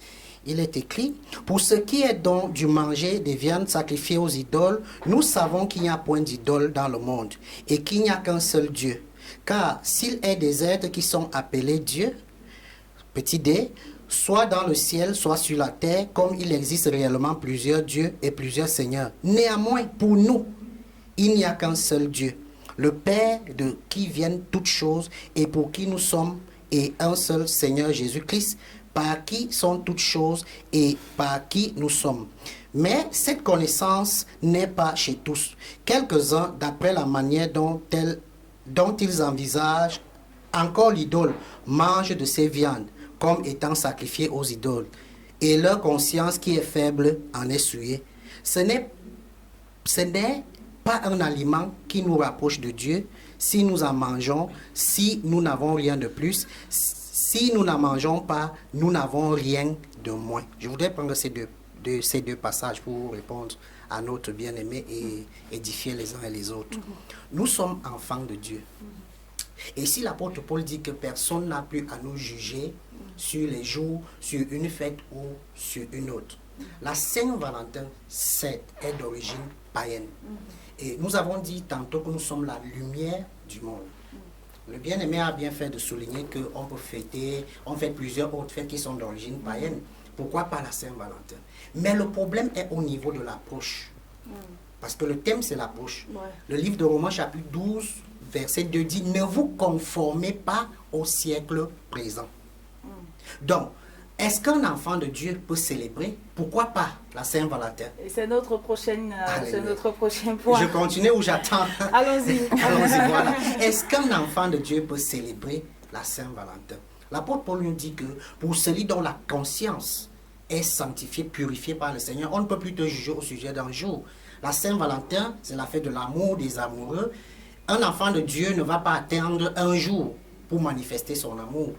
Dieu est amour. Et notre excellence sur le plateau m'a fait mention de Salomon avec le livre de Cantiques. Nous voyons, si nous lisons le livre de Cantiques, on parle de l'amour. L'apôtre Paul consacre tout un chapitre, 1 Corinthiens chapitre 13. Alors, si je suis enfant de Dieu, et que ce jour, je suis marié, et que je veux exprimer l'amour envers mon épouse, je peux le faire. Parce que je suis enfant de Dieu, je suis libre des concepts d'idoles et autres. Pourquoi? Parce que je suis enfant de Dieu. Mais je n'aborde pas cette fête comme le monde. Je ne me conforme pas aux orgies et à tout ce que nous avons décrié comme point négatif. Mais je suis libre de le faire. Et de le faire de la bonne manière. Je rebondis aussi sur ce qu'il a dit là, donnant un très bon témoignage qui m'a marqué. Lors d'une célébration de la Saint-Valentin où il y a eu des réconciliations. Donc, il y a aussi un point positif. Donc, les enfants de Dieu peuvent démontrer au monde comment vivre l'amour. Parce que si nous parlons des couples, les couples chrétiens peuvent montrer aux autres qu'au-delà du cadeau, au-delà de telle ou telle chose, voilà vraiment le sens de l'amour. Voilà comment l'amour doit être vécu. Parce que si nous restons toujours à l'écart, c'est une fête païenne. Nous sommes la lumière. Comment est-ce que ces gens vont connaître le véritable amour? Comment est-ce que ces gens vont vivre le véritable amour? Mais notre conscience doit être libre. Ce n'est pas parce que c'est une fête païenne, si je sors avec mon épouse demain et qu'on s'assoit quelque part, on refait un peu le point de notre relation. Je n'irai pas en enfer. Ça, c'est parce que je l'ai pas. Alléluia. Donc, je vais revenir. Bon, pour ne pas monopoliser la parole. D'accord, Madame Barbara, Voilà. allez-y. Je voudrais dire, moi j'apprécie cette approche, hein, et étant donné que 5 plus 6 donne 11, on peut avoir 11 d'une autre façon. Disons 5 plus 5, 10, Voilà. 6 plus 4 font 10. Mon approche est un peu différente par rapport à la question. Mon approche vient vraiment du fait qu'il y a des fêtes qui sont vraiment des contrefaçons, qui ont une origine idolâtre, je vais dire ça comme ça. Et moi, j'ai du mal avec ces fêtes, ça c'est personnel. J'ai du mal avec des fêtes comme le 25 décembre où je vais aller acheter les jouets à mes enfants, me mettre le 25 décembre et célébrer. Je célèbre quoi? J'ai du mal avec la Saint-Valentin, pas parce que je suis totalement d'accord. Le monde attend la manifestation des enfants de Dieu, y compris en amour. Un chrétien qui est amoureux, une famille qui est amoureuse, c'est le monde entier qui est béni. Parce que des générations d'hommes droits sortiront de cette famille bénie-là. Mais aller le jour de la Saint-Valentin, dans des milieux de Saint-Valentin, de dire oui, Saint-Valentin, joyeux Saint-Valentin, moi j'ai un problème avec ça. Ça c'est très personnel parce que l'origine pour moi est un peu délicate. On va voir l'origine, par exemple, de la fête du travail. Les gens se sont battus, ils ont travaillé. Volontiers, je la célèbre en disant, j'apprécie ça. On va voir l'origine de ceci. Par contre, je ne juge personne sur ce sujet. Comme on disait que personne ne vous juge, chacun a sa liberté d'opinion, sa liberté de penser par rapport à ça. Personnellement, avec ma propre conviction, ce qui n'est pas fruit de conviction est péché, je ne le fais pas parce que j'estime que ce jour-là, je peux sortir avec mon mari comme un autre jour, mais je n'accompagne pas la célébration de Saint-Valentin parce que pour moi, Saint-Valentin ne veut rien dire. Valentin, c'est quelqu'un, voilà, il a vécu sa vie. Je ne célèbre pas d'abord de saint. Et après, parce que moi-même, je suis sainte. Et puis après, voilà, les hypercales et tout ce qui va derrière, non, pas moi, voilà. Vous permettez Bon, donnez-nous une seconde. Les internautes sont en train de réagir. Donc, on le fait pour que tous soyons ensemble. Katia revient en disant en quoi est-ce que fêter l'amour est mauvais, puisque ça ne se résume pas seulement à un conjoint, mais à mon prochain. Katia depuis Berthois. Sandra nous dit, si nous tenons compte de ce que le pasteur dit, on peut célébrer la Saint-Valentin, mais de façon différente, si nous en tenons à ce que le pasteur dit. Irène Lep, voilà. La Saint-Valentin est simplement une journée. Elle a aujourd'hui une portée commerciale et contribue à la vulgarisation de l'immoralité sexuelle chez les jeunes et même dans certains couples. Non. Pardon, un moment. Nous puissions, voilà, mais en revanche, voilà, il n'en demeure moins que, comme nous vivons dans le monde, nous puissions, en plus, en ce jour, poser un acte d'amour à l'endroit d'un parent, d'un frère, d'un enfant, d'un époux, épouse, amis et autres. Voilà. Voilà, nous nous efforçons tous les jours à plaire à Dieu en aimant notre prochain. Ce n'est pas la fête de l'amour, mais c'est de l'escroquerie. Voilà, c'est Mère Vicayes qui nous dit ce n'est pas de l'amour, mais c'est de l'escroquerie des sentiments et célébration de la perversité et de la dépravation des mœurs. Merci à toi, Mère Vicayes, d'être avec nous. Voilà. Autant je partage les conseils de la pertinence. C'est Barbara, hein, en passant. Autant je partage ces conseils, je risque d'être un peu... je n'attaque pas vos convictions personnelles, bien entendu. Mais j'aurais peut-être une approche aussi différente. D'accord. Peut-être plus proche du pasteur. Parce que tout à l'heure, votre excellente question selon laquelle, quel est l'impact, nous a fait tous ensemble dégager le fait que dans cette affaire, il y a quelqu'un qui a décidé de cette affaire. Et c'est lui qui tire les ficelles derrière. Parce que lui, il veut tirer le plus grand intérêt. Quand on organise la CAN, le pays organisateur veut tirer le plus grand intérêt. Mais il n'en demeure pas moins que les autres pays viennent aussi se vendre. Et eux, ils doivent se vendre pour tirer leur épingle du jeu. Ils ne vont pas se plaindre que le pays organisateur organisé la CAN a vanté son pays et nous, on n'a pas tiré nos épingles du jeu. Que non. Ils n'auront que leurs larmes pour pleurer. Je reviens dans la Saint-Valentin. Nous avons bien dit que le monde est redécoré. Et le dominateur qui tire les ficelles a redécoré le monde pour que les orgies prennent le pas sur tout. Et le prétexte, c'est l'amour. Sauf que celui qui a parlé de l'amour, le premier, c'est Dieu. En unissant un couple au jardin d'Éden. C'est lui qui a parlé. Le prétexte, c'est l'amour. Celui qui organise le dominateur tire son épingle du jeu. Et c'est pourquoi pendant ces moments-là, on déplore beaucoup d'errements, beaucoup de couples qui se gâtent et tout. Mais quand même, comme on venait de rendre un témoignage, il y en a tellement comme ça. Pendant ce jour, d'autres couples trouvent l'occasion de se réconcilier. L'Église doit aussi tirer son épingle du jeu pendant que le monde, celui qui tient le monde, le prince du monde, décore le monde comme il veut, quand il veut. Quand il veut. Et à ce moment donné, l'Église, qui est la lumière du monde, la lumière n'a de raison. Que lorsqu'il y a des ténèbres. On ne voit que la beauté de la lumière lorsque les ténèbres sont là et quand ils s'épaississent. Il me semble que pendant que le dominateur redécore, pour que les orgies prennent le pas, c'est aussi à ce moment que l'Église qui a les instruments bibliques, les instruments divins, pour mettre en avant l'amour et celui qui a même pensé à l'amour le premier, il peut trouver cette occasion. C'est vrai que ce n'est pas le seul jour, mais c'est le jour le plus instrumentalisé. Le plus instrumental, merci le mot, je n'ai pas trouvé ce mot. Le plus instrumentalisé. Et l'Église a tous les instruments pour que pendant ces moments-là, elle trouve des plages, qui des forats, qui des conférences, pour parler de l'amour. L'amour selon Dieu. L'amour, le héros avec la sanctification, le héros avec la pureté, le héros avec la fidélité. Et là, nous verrons que, à ce moment donné, on pourra célébrer la fête de la Saint-Valentin. En fait, on pourra célébrer cette fête. À nous de choisir maintenant si on l'appellera la fête des amoureux. On n'est pas obligé de l'appeler la fête de la Saint-Valentin. D'autres appellent la fête de Noël la fête de Noël. D'autres l'appellent la nativité. Voilà, d'autres modifications. Voilà. Il y a la fête de la naissance de Jésus.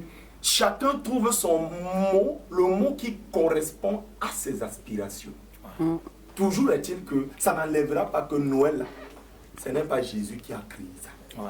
Il n'est même pas né ce jour-là. Okay, je voudrais également rebondir sur la question, Flore. D'accord. La réalité, c'est que lorsqu'on regarde tous les courants religieux qui existent sur la planète Terre, on va se rendre compte qu'il y a toujours deux tendances. Il y a toujours les extrémistes et il y a les modérés. Donc quand tu entres dans le milieu chrétien, Les extrémistes vont te dire qu'ils n'ont rien à faire avec la Saint-Valentin. C'est une fête païenne. Ah, je ne suis pas Ils vont- extrémiste. Hein. Non, je ne parle pas de toi. Non, je blague. Oui, oui. Je côtoie quand même beaucoup de chrétiens et Oui, oui, tu vas bien voir même deux pasteurs dans la même congrégation. C'est l'ambiance. Tu vas voir, un va te dire, je n'ai rien à faire. La Bible dit sortez du milieu d'eux. Ne vous confondez pas au siècle présent. Ils vont décider leur passage. Et tu vas voir également un modéré d'un côté qui va te dire, non, tout m'est permis, mais tout ne m'est pas utile. Je ne me laisserai asservir par rien. Tu vois un peu. Moi, ce que je peux dire par rapport à ça, c'est que si tu es convaincu que tu ne dois pas fêter, ne fête pas. Mais moi, particulièrement, je connais beaucoup de conseillers conjugaux qui, pendant cette période-ci, organisent des moments importants avec les couples. Parce qu'il faut dire que les statistiques sont alarmantes dans l'Église. Oui. Est-ce que tu sais que 7 couples sur 10 subissent, endurent et souffrent dans leur mariage, que ce soit dans l'Église, que ce soit hors de l'Église? Oui. Les couples ne vont pas bien. Et cette statistique est vraiment assez alarmante. 7 couples sur 10 ne vont pas bien dans leur mariage. Donc, beaucoup de pasteurs prennent l'initiative en cette période d'organiser des séminaires, d'organiser des moments de rencontre des amoureux pour essayer de résoudre ces problèmes. Et il y a beaucoup de couples qui trouvent la solution, qui commencent à nouveau à vivre l'amour en cette période, tandis que d'autres trouvent que c'est une fête païenne et qui n'ont rien à faire avec. Donc, quoi qu'il en soit, il faut respecter les convictions de tout un chacun. Si tu es convaincu que tu peux fêter, fête. Si tu n'es pas convaincu, ne fête pas. Mais moi, ce que je veux dire, c'est que personne ne condamne l'autre camp. On a dit ça. On a dit, et puis moi je voudrais dire que l'amour est de Dieu. Hein. L'amour, regardez la Bible. C'est-à-dire que Dieu est tellement amour que même dans sa relation avec l'Église, il compare avec une relation amoureuse. Je suis le chef, je suis le mari, c'est-à-dire que l'Église est mon épouse. Dieu est amoureux. C'est un Dieu amoureux. J'ai failli dire, mais c'est un Dieu amoureux. Il est tellement amoureux, il est vraiment amoureux. C'est lui le Père de l'amour. Comme disait, c'est lui le Père de l'amour. Et au cœur de la Bible, il vous met le livre des Cantiques des Cantiques. Il y en a même qui refusent d'exprimer leur amour. J'écoutais quelqu'un qui me disait il y a quelque temps, « Oh non, nous, on n'a pas besoin d'exprimer, on sait qu'on sait... » Attention, qu'il me baise des baisers de sa bouche. Où est-ce que vous avez mis mon bien-aimé? Ramenez-moi mon bien-aimé parce que ces seins sont comme ça. Mais oui, les seins sont comme des grenades. Les descriptions, c'est... Dans la Bible. Assez sulfureuse. Vous vous rendez compte que ce genre de description, c'est dans la Bible pour dire quoi? Que Dieu n'est pas contre l'amour. Dieu n'est pas contre la manifestation de l'amour. Dieu n'est pas contre les moments d'intimité, des petits moments de qualité. Ça fait partie. Et moi, également, dans mon domaine, je peux dire avec beaucoup de conviction que ce qu'il dit est vrai. Il y a énormément de couples qui ont des problèmes. Beaucoup font semblant. Beaucoup viennent à l'église juste pour faire semblant. Mais dans la main, pourtant, à l'intérieur. À l'intérieur, ils se battent, ils ne se parlent pas, ils se font des choses terribles là-dedans. Et puis ils viennent devant les gens, mon chéri et tout. Non mais... Le principe de la bonne image. Donc quand on sort déjà, aucun étranger entre à la maison, on cherche à donner une bonne image. Mais quand nous sommes à la maison ensemble, parfois on ne se parle même pas. Je connais par exemple un frère qui a fait 1 an sans parler avec sa femme. Mais chaque fois qu'un étranger entre, oh chérie, viens donner l'eau à boire ici. Dès que l'étranger sort, il n'y a plus de dialogue. En réalité, les couples vont mal. Et c'est cette fête parfois, et dans beaucoup de cas, aide beaucoup de couples à recommencer, à arranger leurs problèmes. D'accord, et on peut dire par là que c'est de l'hypocrisie, hein, de savoir que, devant les gens, bonjour chérie et tout, et puis à l'intérieur... La plupart des couples sont hypocrites à l'église. La plupart. D'accord. Alors nous prenons cette intervention et question pour nous de souffler, on va revenir. Je sais, le pasteur voulait encore intervenir, mais nous allons prendre d'abord cette intervention et nous allons prendre une petite pause, question pour nous de souffler avec un petit élément. Les hommes, non, on va voir. Maria Kimberly. Il faut déjà noter que fête de l'amour ne signifie pas fête des couples amoureux, bien que ce soit partie du contexte de jeunes amoureux, elle a été instaurée comme fête de l'amour. Bon, cette autre m'intéresse bien. Les hommes de Dieu devraient organiser même à ce jour des petits séminaires pour des couples en faillite. Et il y a des couples dans l'église qui ne dorment plus dans le même lit. C'est vrai. Mais à l'église, voilà, permettez-moi. Mais à l'église, voilà, qui ne dorment plus dans le même lit, mais à l'église, sauf les apparences, et la plupart des cas, le pasteur leader connaît, car c'est lui que tous les chrétiens partent, c'est chez lui que tous les chrétiens partent. Se confier les blessés de guerre. Voilà. Au lieu de juger, comme dit le monsieur, il faut que l'Église tire son épingle du lot. L'hypocrisie règne beaucoup dans l'Église. Il faut qu'on arrête ça. D'accord. Et Dieudonné Magno, il dit bonsoir, très belle émission. Merci à vous de nous regarder du côté de la maison. Donc, on rejoint simplement cette pensée. Donc, à l'église, on peut dire bonjour chérie, la belle image, et puis à la maison. Donc, il faudrait que les pasteurs. Oh là là. Allons-y, allons-y. Bon, c'est que on va laisser le pasteur intervenir et revenir sur vous. Allons-y, pasteur. Mais juste avant, on va prendre la pause. Nous allons juste continuer dans le même élan pour expliquer que c'est une question d'approche. Nous sommes la lumière et cela a été suffisamment mentionné ici sur le plateau. L'Église est la lumière. C'est à nous de montrer aux autres ce que c'est que l'amour. L'amour est de Dieu. Et nous avons parlé de notre conscience. Et comme les uns et les autres l'ont dit, si tu n'es pas convaincu de le faire, tu n'es pas obligé de le faire. Et si tu es convaincu de le faire, il faut le faire de la bonne manière, sans se conformer. Il faut le faire de la bonne manière. Donc, c'est une interpellation aux enfants de Dieu, aux hommes de Dieu, à organiser, vraiment à mettre sur pied des plateformes. Puisqu'il y a un sujet qui revient ce soir, c'est ce problème des couples dans l'Église. Et vraiment, une occasion comme la Saint-Valentin, c'est une bonne opportunité pour expliquer ce que c'est que l'amour, comment vivre le véritable amour qui vient de Dieu. D'accord. 30 secondes. 30 secondes, le temps je nous vais pas est... au-delà de ça.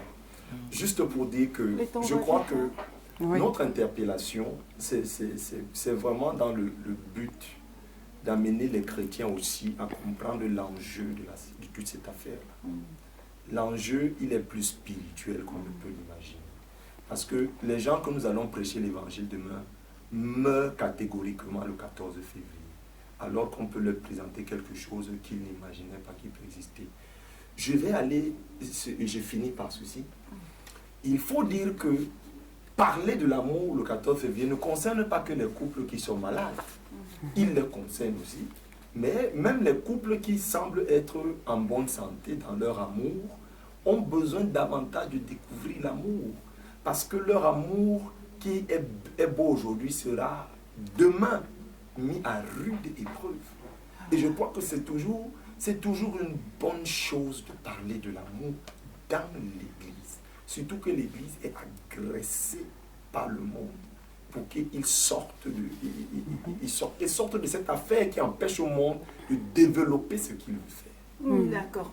Voilà, nous avons beaucoup de messages qui arrivent, mais nous allons d'abord prendre cet élément, le Vox Pop, voilà, qui nous parle des chrétiens qui sont pour ou contre, ceux qui célèbrent. Un chrétien doit-il célébrer la Saint-Valentin pour cette émission spéciale? C'est pour vous. Allez, on regarde et juste après on se retrouve derrière.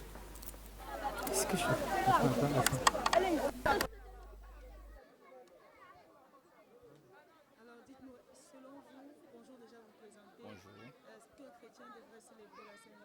Bon, pour moi, je dirais qu'un chrétien ne doit pas célébrer la Saint-Valentin. Ça, c'est mon opinion à moi.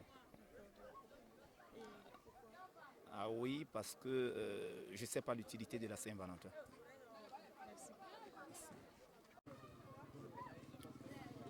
Les origines déjà de la Saint-Valentin, je n'y connais pas. Et je célèbre difficilement. Ce n'est pas l'hypocrisie que je suis en train de soulever. Mais je n'y pense pas trop. S'il faut célébrer même l'amour, c'est tous les jours qu'on célèbre l'amour. Avec ses proches, avec sa femme, avec sa famille. On devrait le faire tous les jours. C'est ce que Dieu l'exige dans sa parole. Aimez-vous les uns les autres. C'est un peu ça que je peux dire en ce qui concerne la Saint-Valentin. Moi particulièrement, je ne la célèbre pas. Peut-être les autres le font, mais moi, je n'ai jamais fait de recherche en ce qui concerne les origines de la Saint-Valentin. Et moi, je reste sur la logique que l'amour, en principe, doit se partager avec tout le monde et ça doit se faire tous les jours. C'est ma vision des choses là-bas en tant que chrétien. Bonjour à tout le monde. Pour moi, je pense que la Saint-Valentin, c'est une fête tout à fait normale qui nous amène à aimer, comme Jésus nous a dit. Aimez-vous les uns les autres comme Christ vous a aimé. Et en dehors de ça, maintenant, Dieu recommande à l'homme d'aimer sa femme. Moi, je pense pour moi que la Saint-Valentin est normale. Merci beaucoup. Question. Oui, moi je pense qu'un chrétien peut célébrer la Saint-Valentin parce que même si c'est le monde qui a décrété ça comme ça, je pense que c'est un jour spécial, mais bien sûr pas avec des abus dans le contexte chrétien, en regardant un peu ce qui se passe dans la Bible, et c'est un jour où on peut, un peu comme on peut dire, commémorer l'amour. À mon avis, je pense que oui, elle a sa place, mais sans bien, en évitant les déviances. Qu'est-ce que ça vous rappelle quand vous la célébrez? Bon, moi particulièrement, je n'ai pas trop célébré cette fête. Oui, oui. Merci beaucoup. Ok. La Saint-Valentin, pour moi, je pense que c'est une fête qui a été créée par les hommes. Donc du coup, la Saint-Valentin, pour nous les chrétiens, c'est tous les jours. C'est aimer son prochain comme soi-même. C'est aimer ton Dieu, parce que le premier commandement, c'est tu aimeras ton Dieu de tout ton cœur, de toute ton âme, de toute ta pensée, de tout ton esprit. Donc un chrétien doit fêter la Saint-Valentin tous les jours. Et qu'est-ce que ça lui apporte lorsqu'il la célèbre tous les jours? Tous les jours, c'est la joie, c'est ce que Dieu nous demande, puisqu'il est le chemin, la vérité et la vie. Donc un chrétien se doit d'être en joie, parce que notre Dieu nous demande d'être dans la joie. Et cette joie, elle se crée avec la parole, avec la méditation et la présence de Dieu. Merci. L'Église doit rentrer dans son héritage. L'or et l'argent appartiennent à l'Église. Et l'ignorance de l'Église, du peuple de Dieu, a fait que l'ennemi prenne avantage de cette ignorance-là et prenne contrôle de la sphère financière. L'économie est sous le contrôle des fils du diable et doit quitter les mains des fils du diable pour les mains des fils de Dieu. Pourquoi l'Église doit-elle être riche? Parce que l'expansion de l'Évangile en dépend. De retour donc sur notre plateau, nous allons aller à pas de vitesse, puisque le temps nous est imparti. Nous allons prendre simplement en toute vitesse, en toute allure, les questions qui nous sont parvenues. Définir amour amoureux. Oui, à définir amour. En fait, je vais d'abord définir l'amour. C'est vrai que quand on veut avoir la définition étymologique de l'amour, ce n'est pas dans le dictionnaire, mais c'est plutôt dans la Bible. Et la Bible nous définit 3 types d'amour. Par exemple, quand on prend des cantiques où Salomon décrit l'amour là-bas, ça s'appelle l'amour éros. Et l'amour éros, c'est un amour sexuel, c'est un amour sensuel. Et c'est un amour qui parle de l'attirance sexuelle d'un homme vis-à-vis d'une femme et vice-versa. Et généralement, c'est un amour qui se vit principalement dans le mariage, dans un couple entre un homme et une femme. Maintenant, il y a un deuxième type d'amour. Quand on lit par exemple Jean 3,16, Dieu a tant aimé le monde, là-bas c'est l'amour agapé. Et l'amour agapé, c'est un amour inconditionnel. C'est un amour qui part d'une décision. Ça veut dire que tu décides. Dieu a décidé de nous aimer et c'est pourquoi il nous aime. Il nous aime inconditionnellement. Ce n'est pas parce que tu as fait quelque chose de particulier. Et maintenant, le troisième type d'amour, c'est l'amour philéo. Et l'amour philéo, c'est l'amour fraternel tout simplement. Ça veut dire l'amour que tu as pour ton père, pour ta mère, pour tes frères et sœurs et pour tes amis. Donc voilà les 3 types d'amour qui existent dans la Bible. Donc maintenant, quand quelqu'un dit qu'il est amoureux, généralement, dans le monde, l'amour dont on parle le plus, c'est l'amour éros. Quand quelqu'un dit que généralement il est amoureux, c'est qu'il a de l'attirance sexuelle vis-à-vis de quelqu'un. Et maintenant, il faut quand même spécifier que Dieu encadre l'amour éros dans le cadre du mariage. Ça veut dire que tout amour qui est fait hors du cadre du mariage s'appelle simplement l'immoralité. Ou alors la débauche. Et ce genre d'amour n'honore pas Dieu. D'accord. En quoi est-ce que fêter l'amour est mauvais? Mais non, fêter l'amour n'est pas mauvais. Nous l'avons dit à plusieurs occasions. Il est plus que important d'ailleurs de fêter l'amour au quotidien dans vos différents ménages avec vos partenaires, vos conjoints. L'amour est le socle et le ciment d'une relation qui dure. Lorsqu'on ne manifeste pas de l'amour, la nature ayant horreur du vide, les mauvaises herbes finissent par pousser dans votre foyer. Lorsque vous attendez que l'autre manifeste tout le temps de l'amour et que vous êtes attentiste et que vous ne manifestez pas à l'autre, il y a dans le cœur de chaque être humain une sorte de réservoir affectif qui se vide progressivement. Et quand le réservoir affectif est vide, Je peux vous le dire, si vous ne manifestez l'amour qu'une fois par an, vous allez perdre votre conjoint. L'amour, c'est au quotidien. L'amour, c'est tout le temps qu'il faut le manifester. Dites à votre partenaire qui il est pour vous. Dites à votre partenaire qui elle est pour vous. Aimez-vous au quotidien. Vos enfants s'en porteront mieux parce que les enfants verront l'amour.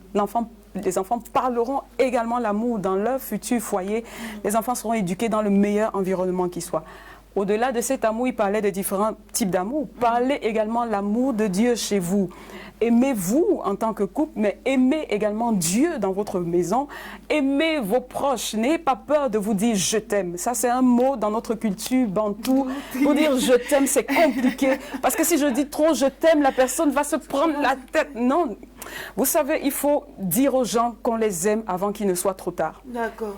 Parlez l'amour.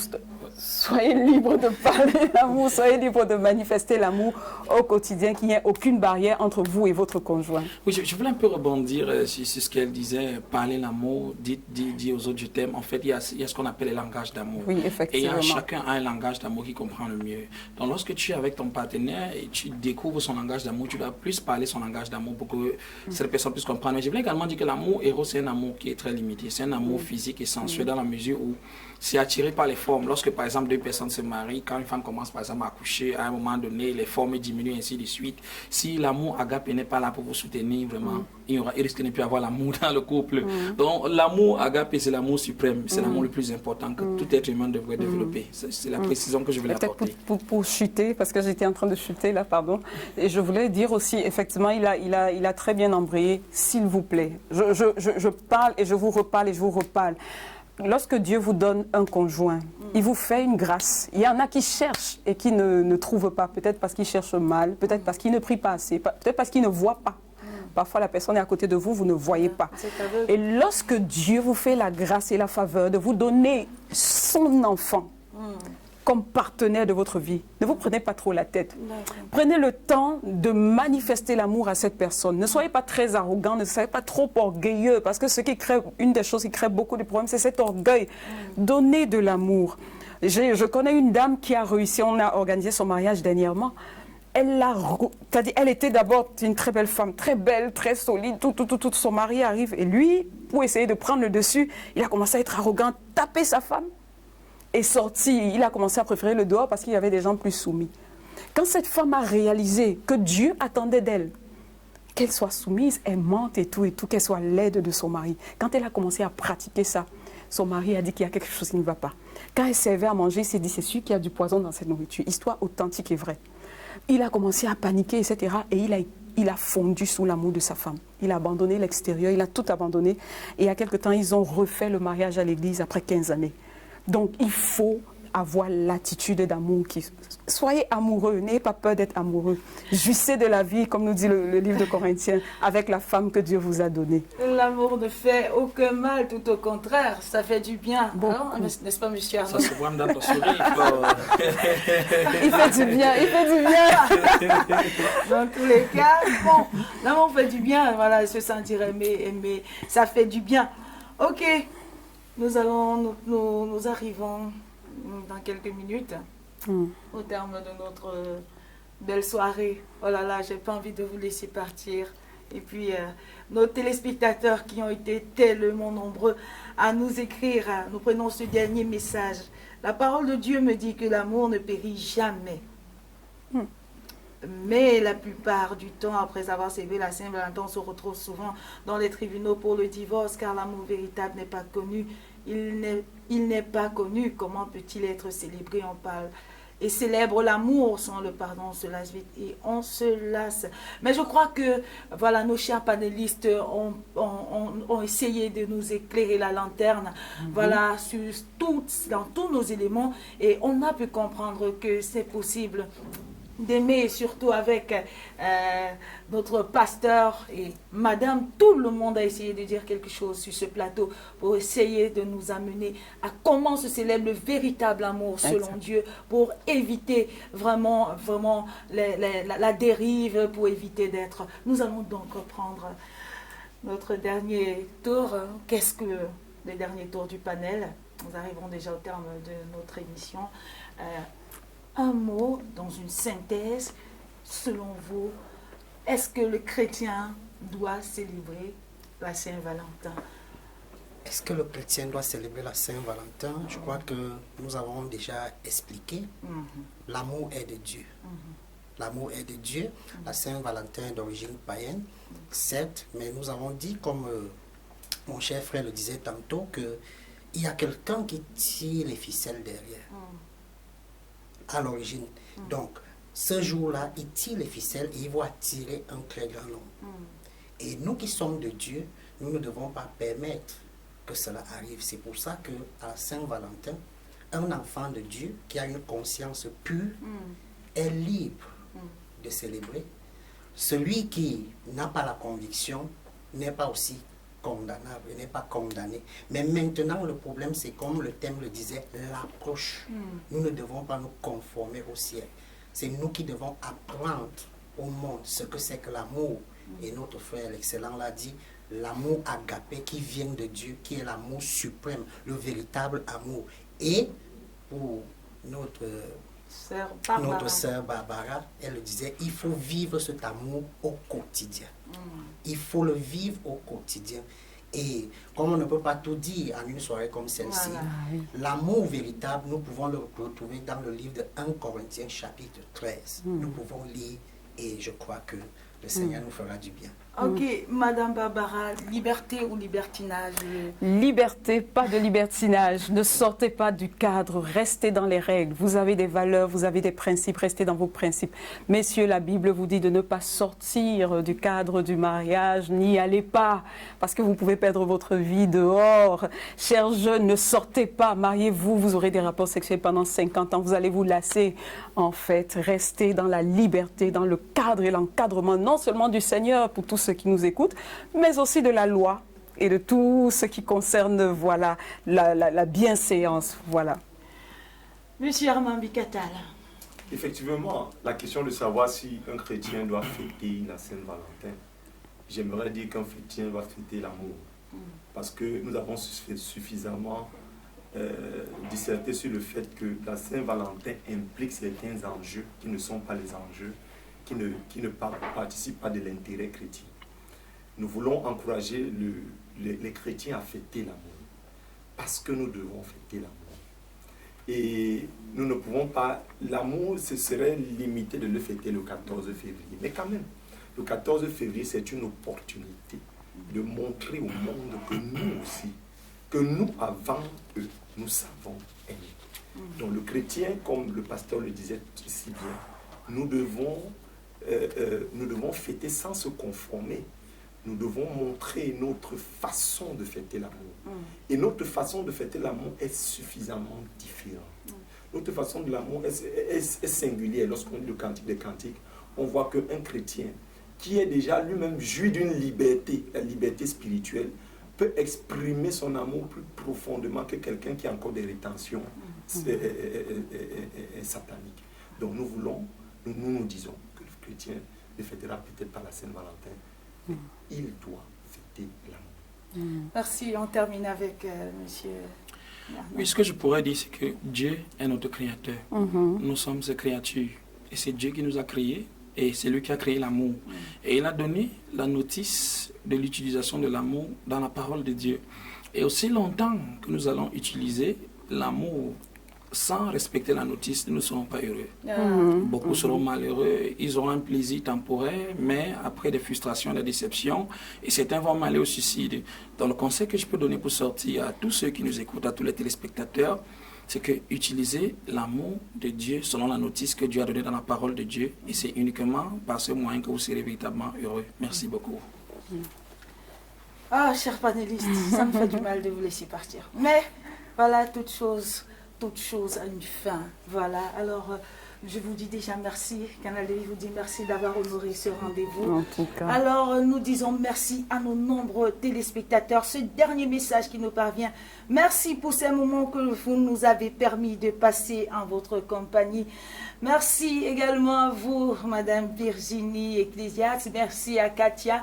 Merci à Rodrigue. Merci à Kayas. Merci à Kimberly. Vous avez été nombreux. Merci à Dieudonné, à Florian. Merci à vous tous qui avez participé à cette émission émission de près de loin. Nous espérons que vous avez été bénis au travers de cette émission, que dorénavant vous allez fêter certainement l'amour, que vous allez distinguer cet amour de ce monde qu'il nous présente et l'amour dont Dieu nous présente. Vous allez certainement le fêter cette Saint-Valentin, mais sous une autre approche, cette approche qui se veut pure, cette approche qui se veut vraie, cette approche qui se veut éternelle, l'amour, l'amour et l'amour. Nous vous disons merci d'avoir été en notre compagnie. Merci à la réalisation, merci à tous nos cadreurs, merci à Grace Wangé, merci à Jonas Valata, merci à Jonadio, merci à la hiérarchie, à la directrice générale de cette télévision Canal de Vie. Merci d'avoir permis que cette émission soit réalisée. Nous vous souhaitons le meilleur. Nous vous disons restez scotchés sur Canal de Vie parce que c'est là la sentinelle pour Jésus-Christ. Que Dieu vous bénisse et à très bientôt.